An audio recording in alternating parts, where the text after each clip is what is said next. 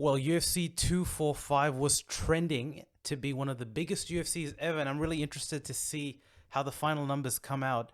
And this is a reaction to the main fight, which is Khabib versus Gaethje. But really, this is an ode to Khabib Nurmagomedov, who retires on top of the game, and definitely the best lightweight ever, in my opinion. That is the best pound for pound. That's a great conversation to have. But wow, definitely didn't expect that in terms of Khabib retiring after this fight, and definitely did not expect. Oh my goodness, definitely did not expect how dominant he was going to be against Justin Gaethje.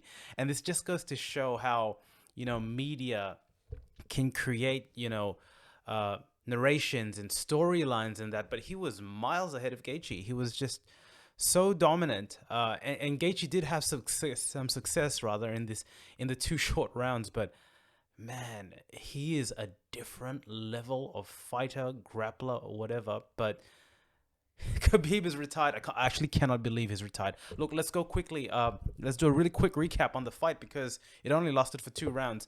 You saw a much more measured approach to Justin Gaethje, this new approach that he took against Tony, but there was never any level of comfort in how he moved and that threat of the takedown. I think the thing with Khabib now, and it's interesting to say now because we're never going to see him fight again, and I really do take, if he says he's retired, I don't think he's going to come back, and that's just because the type of individual he is. He does strike to me to be a man of his word.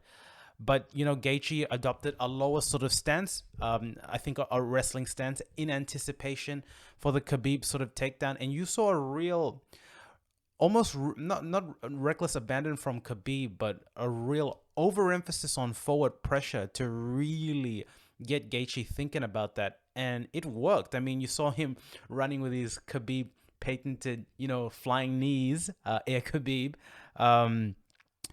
It isn't overly technical, but really just re-emphasized the amount of forward pressure that he was putting on Gaethje. And Gaethje did land with those leg kicks, and those were really, from a striking perspective, his real entry points within the fight in terms of making some sort of inroads. But, Khabib, it was just the threat, that back end, in Justin Gaethje's mind, threat of the Khabib sort of takedown that really, was making him, put his hands low in anticipation for the takedown. And Khabib was having, you'd say relative success rather on with the striking, kind of what he did with Conor McGregor. And at the end of the first round, he took Gaethje down with a beautifully timed double leg takedown.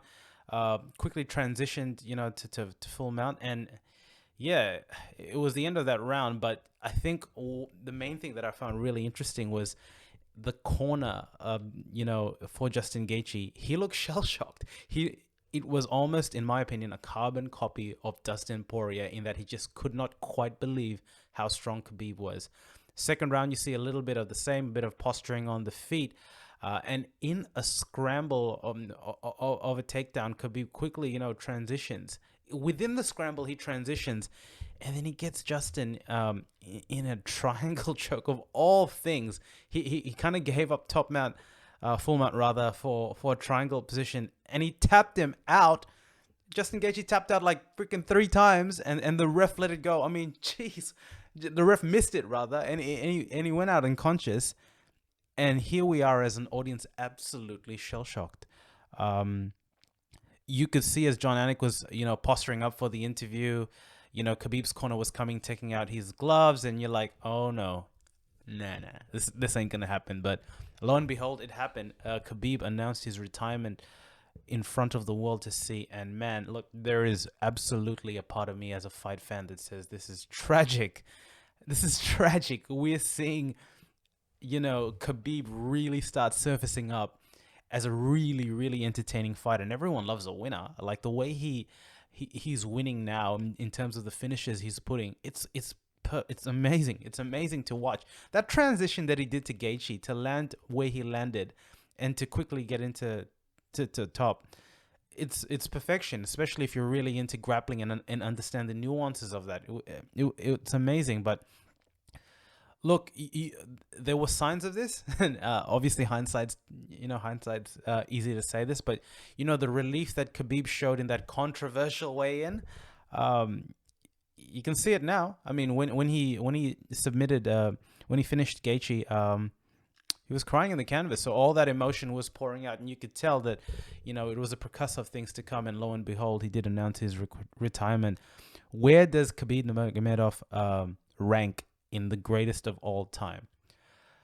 Well, he's got the greatest record of all time, 100%. And again, to me, while there is a part of me that really wants to see him fight again, I am absolutely happy to see an individual, such a respectful human being such as Khabib, retire with the record that he has. 30-0 would be great. It looks great.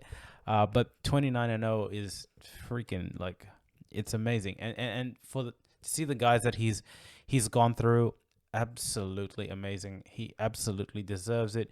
He went on to recount in the interview that it was his mother's wish after his father passed away to never fight again. He didn't want Khabib doing it without Abdul on his side in the ring, and Khabib said that he was going to honor this final fight and honor his mother's wishes. So